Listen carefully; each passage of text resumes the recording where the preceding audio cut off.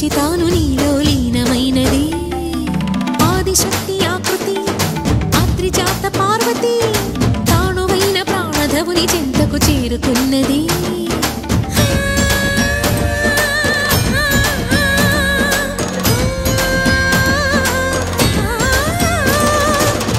భువికి తరలించేలా ధరణి దివిని తలపించేలా